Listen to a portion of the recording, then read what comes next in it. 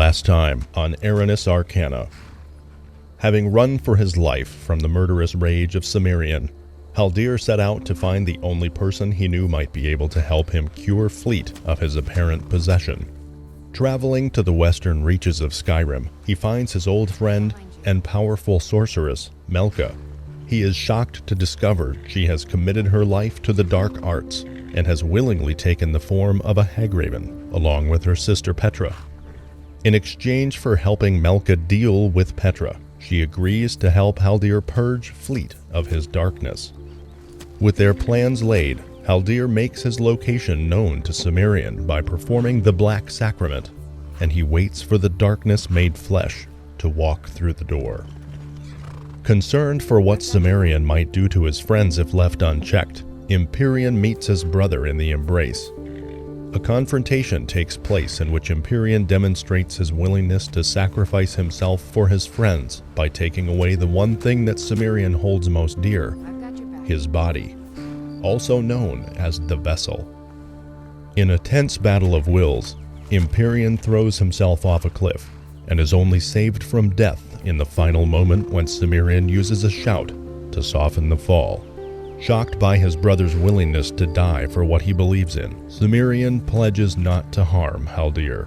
Cimmerian and Haldir meet in the cave and work together as reluctant allies to defeat Petra and her minions, restoring Melka's control over her coven.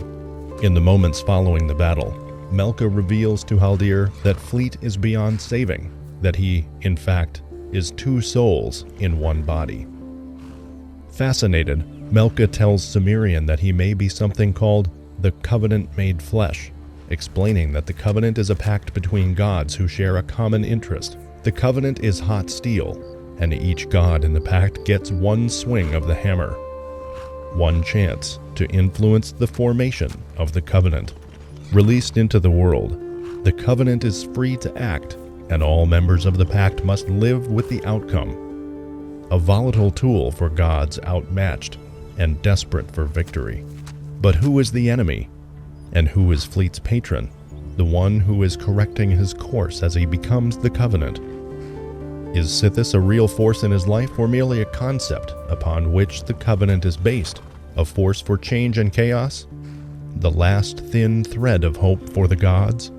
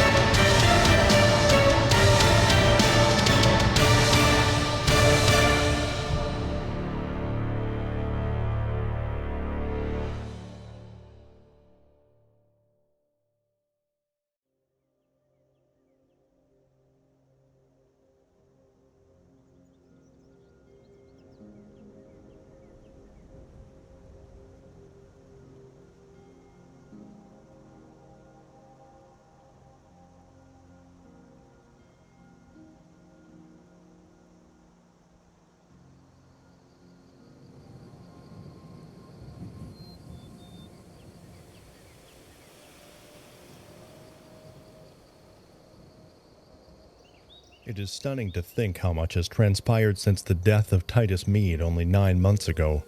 Fleet has managed to indirectly remake portions of Skyrim, simply by his presence. Stories of his exploits as Dragonborn has spread throughout the land, and yet somehow he has managed to maintain his anonymity. The people of Skyrim view him as a savior, and yet none of them would know him if they encountered him in the street. Of course, there is a small group of those who do know his face, but mouths are kept shut either through loyalty or fear. In particular, Fleet seems to have consolidated his power in the Ilinalta Valley. The people of this area were the first to suffer at the hands of the dragons and were provided meager support from Whiterun. Fleet has taken them under his wing and has locked up this valley, protecting it from outside threats. To the east, the Eagle's Nest sits perched high above the White River, looming over the mouth of the valley like a great gargoyle. He has closed the western road by constructing Mammoth Manor, which is the center of power for the Burned Company, some of the most powerful warriors in Skyrim. In the south, he has consolidated power with Jarl Siggeir of Falkreath, becoming Thane of Falkreath Hold, making his dominion complete. These days have been unusually peaceful for the people of this region, but have not been without trouble. From his tower in the Eagle's Nest, the Dragonborn has issued a proclamation to the Imperials and the Stormcloaks, warning them of swift and certain death should there be any unauthorized incursions into the valley. This has been especially difficult for Jarl Bagruff, as he views this as a personal affront to his power. It would seem that the companions have also taken offense, but how could they not? Fleet has been unable to disguise his contempt for the group, referring to them as, if my memory does not fail me, a social club of poachers and thugs well suited to the task of ridding Skyrim of skeevers and stray goats, but utterly incompetent in the ways of war.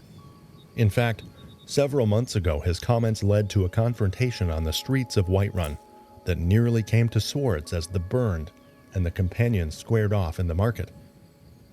As a result, the Burned Company are forbidden to enter the city, and the Jarl only allows Fleet to enter so that he might attend to his business concerns. You could not meet a more committed group of warriors than the Burned, and they are completely devoted to their leader. Fleet has turned into a remarkable commander, and to think it all started with a few letters and a meeting in Markarth. Yes, indeed, the world has changed.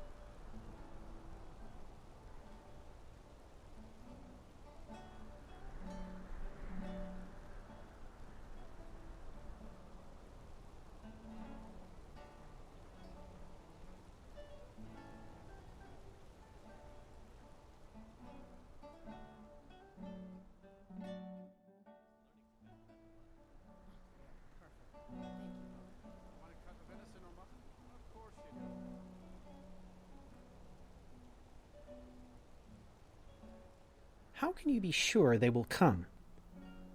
They will come. Yes, but how can you be sure?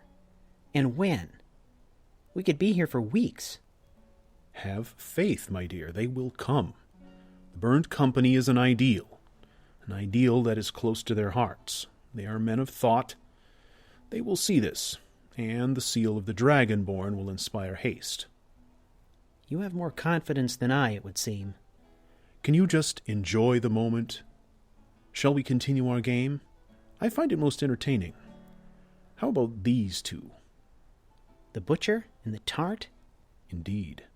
Very well, but only if I can be the tart. Very well, after you, my dear. Oh, good day, sir. My, but I could not help but admire your meat. There's so much of it. Thank you, my dear. It is said by many that I possess the most substantial meat in all the Reach. They do not do your meat justice, sir.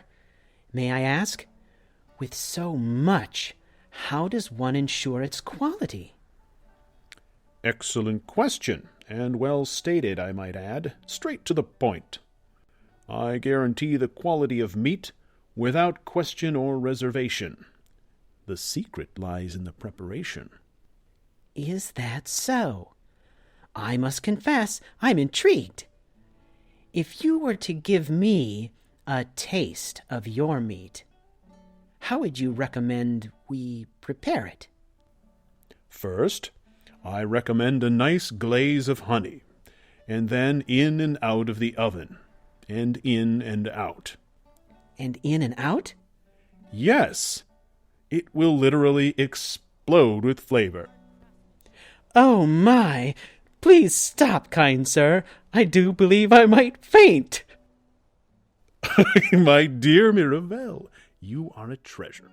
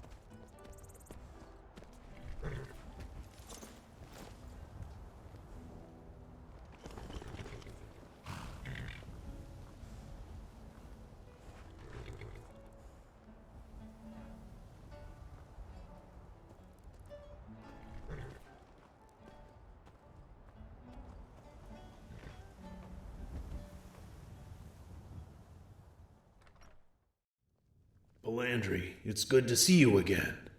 And you, Berg. You are looking fit as ever. It's not as easy as it used to be, but I have no intention of letting that son of mine take the stronghold any time soon. I intend to make the little bastard fight for every inch. As well you should. You look well, perhaps a bit less hair than when I saw you last. Alas, it is true. Running caravan duty for my brother has been cause of some stress. Thank you for meeting me, my friend. The companionship will be good, and we should speak about this venture. I agree. I was glad to see your name on the guest list. Have you a clue what this is all about? It is about war, my friend. War with the Stormcloaks. The Dragonborn seeks our assistance in his initiative. I've promised him my steel, and Berguk keeps his oaths. But what's his endgame? I believe he seeks an imperial victory, an outcome I can embrace. Skyrim would be a very dark place for my people, should the Stormcloaks prevail. Agreed, my friend. The Stormcloaks have been no fast friend of my people either. Is he a man you can follow? We had our problems in Windhelm, but they were not of his doing, and he has done right by me and mine. He is an honorable man and a good leader. Seems you know him well. I follow no one without knowing all I can about who they are and what they believe. Well, let's not waste any time. There's a battle at the end of this journey, then I wish to get to it as soon as possible.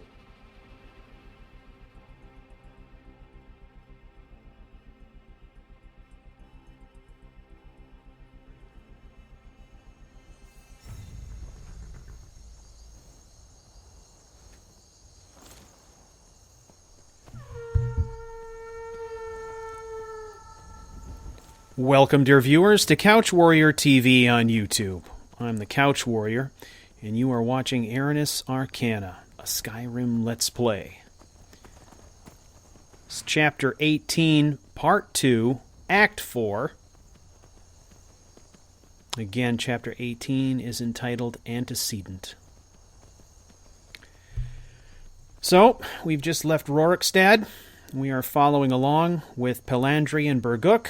Those of you who have watched the entire story from the beginning will know these two characters. They've both played interesting roles along the way. Pelandri we haven't seen in a while. He, of course, was involved in kind of the Nefeh storyline at the time that she was shot with a poisoned arrow by a huntress at the shrine of Boethia. She was delivered into the hands of Pelandri and his men, who rescued them from a Thalmor ambush. And Pelandri and his people were taking care of Nefeh when she was finally taken into custody by the Stormcloaks. Pelandri is now back. He has been asked by the Dragonborn to come and join his company. And these two are on the road together to Markarth. We've got some bandits here. Let's take them out.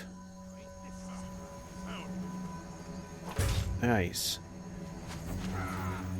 There we go. This will be a lot of fun because it gives us an opportunity to really kind of see Skyrim from the perspective of a couple of salty old warriors in Pelandri and Berguk. Different fighting styles, different personal styles, obviously.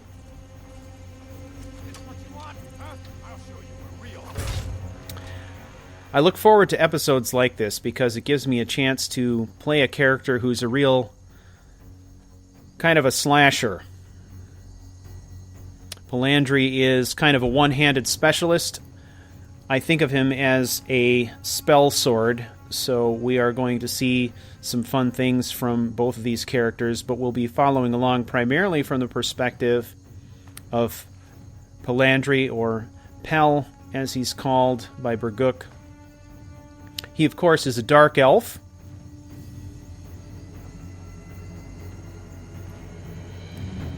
Shavona, I'm going to keep that. And lockpicks, I usually keep those too. That is the first time I found a Shavona sword just laying around. That, of course, comes from the Jace's sword package. Okay, did we miss anybody here? Can't afford to be missing loot.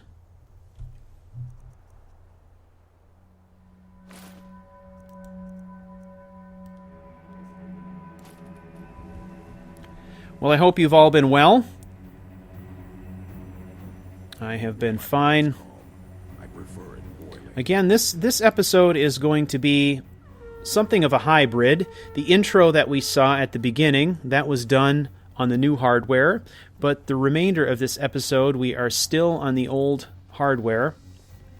We'll be seeing a transition to some footage from, actually some in-game footage from the new hardware coming up in the next episode. But, you know, I have gone back and tried to replace anything that made sense to replace. I'm certainly not going to do a wholesale replacement of everything I've recorded up to this time just so that I can get it on the new hardware. That wouldn't make a whole lot of sense, and it would really be time-consuming. So, yeah, it's been an interesting transition, to say the least. As you can imagine, it did give me an opportunity to sort of reinstall from scratch, which is not a bad thing necessarily. But It can be somewhat complicated when you're running a lot of mods. So I had an opportunity to kind of go back and reevaluate some of the things that I was running, and I left some of those mods off the list for Act 4 just because they were either problematic or I wasn't using them frequently enough, and I'll probably be covering that in some detail in another Lounge episode soon. Okay. Now we know we've got a stronghold up here, which is usually packed to overflowing with Forsworn.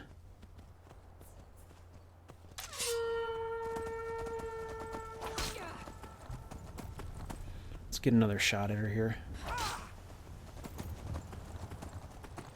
Here's Burguk.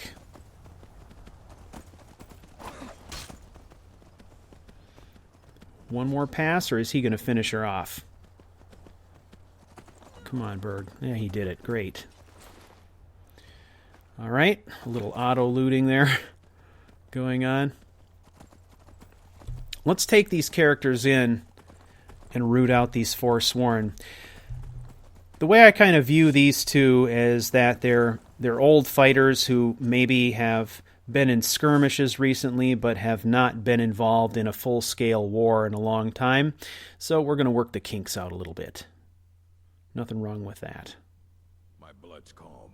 I prefer it boiling. Right, let's jump right in. There she is right there. Charging power attack. Big favorite. And we can finish her easy. Where's Berg? Oh, there he goes. All right. I think he's got her. I'm going to go check the flank. Make sure nobody else rushes in here.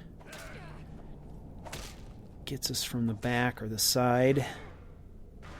It's actually kind of quiet here. Maybe I'll help him out. There we go. Quick finish. All right. Now I'm going to charge through this. These are two warriors who are interested in just killing the threat. So I'm not going to be looting a ton. There's stuff I'm going to skip here. The charging power attack, this is one of my favorites. It's devastating. The timing is a bit of a problem. I've heard people comment that they don't like that perk for the charging power attack because it's too hard to get it right. I don't feel like it is. I don't think that's true at all. I always like to, when I can, like to open a fight with that charging power attack, and it's really not that bad. You may have to make some minor adjustments as you approach your target, but you'll notice when I do it, I tend to tip the camera up into a bird's eye view. If you're going to use it, I definitely recommend that you do that. What it does is it keeps you from overrunning your opponent. If you go up into bird's eye view, you can kind of ram into your opponent and still land the attack and get the critical hits without bypassing them completely. It seems to work for me, but I use it a lot, and I've always used it a lot, so I've had a lot of practice with it. Okay, come on. Little blocking. Ow. Ooh, that didn't work. No, I wasn't expecting that. Come on, we got to finish this. There's a good block. Ooh, she's healing. There we go. Now Palandri, as I mentioned, he's got he's got kind of a focus on offensive magic and healing. I kind of think of him as sort of a clerical in the way that he does things. You'll notice his distinctive garb. For me, that was intentional. He is a devout follower of Azura, and that is going to come into play, I think, more in future episodes. Okay, there's going to be something up the stairs here. Oh. Ooh, mage. Okay, so we did a charging power attack on the archer. We leave her for Berg, and then immediately charge and block the crap out of the mages. I find that successive blocks on them with a weapon actually helps to neutralize some of their spell casting capability. Especially if I can get some stuns, but here we go. Let's try a combo here. Come on. Man, they're kind of tough. Alright. He didn't finish her? Dude. Whoa. We better help him. Oh, he got it. He got it. Alright. Let's continue through here. Is chest locked? No. Then we will take what's in there.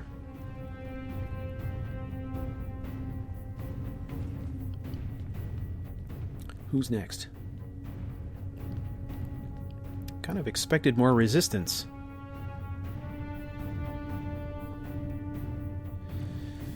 Alright. I'm going to turn off the spell in the left hand because I need a block. Oh, here we go. Charging power attack. Tip it up.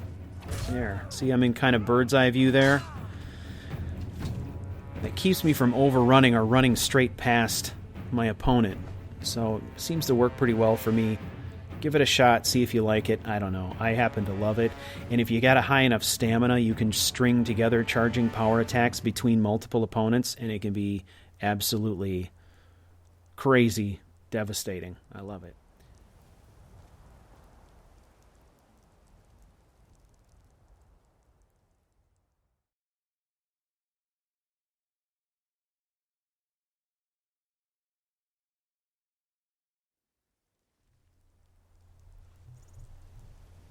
An orc follows to the death. Not this time. Fine. I'll stand watch.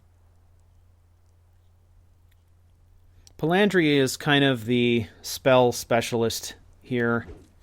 And from playing this through before, I know that we have a Briarheart inside here with a lot of spell capability. So we are going to try to take that guy out solo using Palandri's particular skills.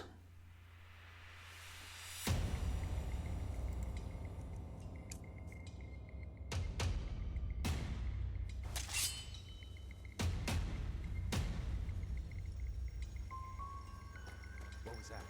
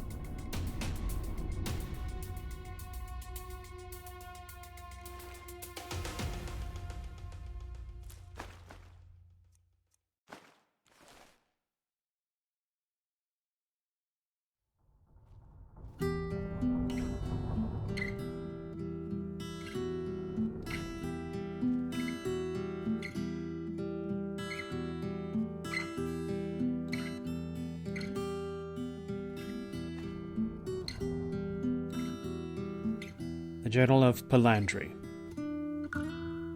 What I found inside the tower was truly disturbing. I am not a follower of Dibella by any stretch of the imagination. However, it was clear that the Forsworn were attempting to defile her altar. Who had constructed an altar to Dibella here, I could not say, but it was clear from the construction that it was ancient. Splashed with blood from top to bottom, it was as if she were wearing a red dress.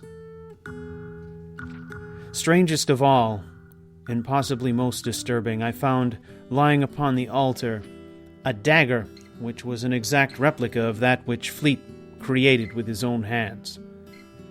I've witnessed the man carry these daggers on his person. I didn't know what to say. Is this Fleet's dagger? Do I return it to him? I felt I must keep it, for safekeeping, just to be sure. I searched the tower thoroughly, finding almost nothing else of significance. I did find a very poorly written book that proclaimed to understand Dunmer culture. I imagine I shall keep that just for a laugh. However, before I left the tower, I felt compelled to go back and test whether or not the shrine had actually been defiled. I am a devout worshipper of Azura myself, so accepting the blessing of Dibella is a bit unorthodox. I felt it was probably the surest way to determine whether the Forsworn had succeeded in their attempts to defile this place. It would seem the shrine still was in possession of its power. It strikes me that this mess and his dagger. Perhaps I should tell him about this. Perhaps he should come here and see this for himself. I can't help but think it has some significance. I shall keep this dagger and present it to him when the time is right.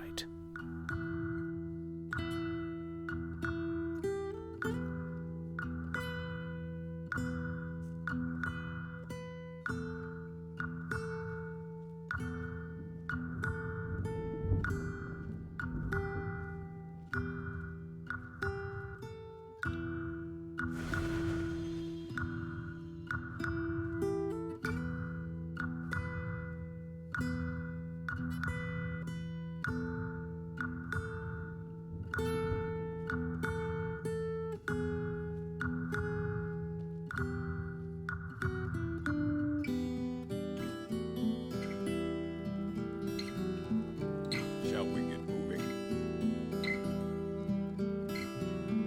To the next fight. You have a grim look.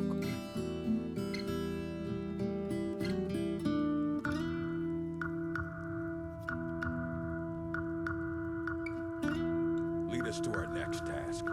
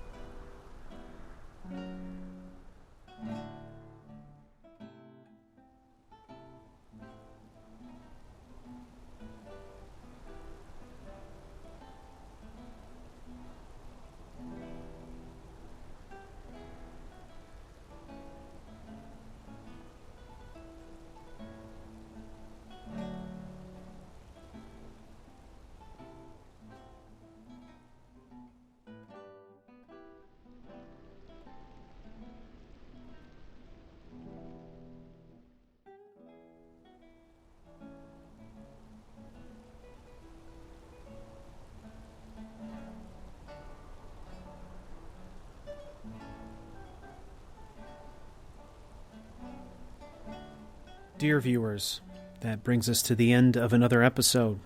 I want to thank you for taking the journey with me.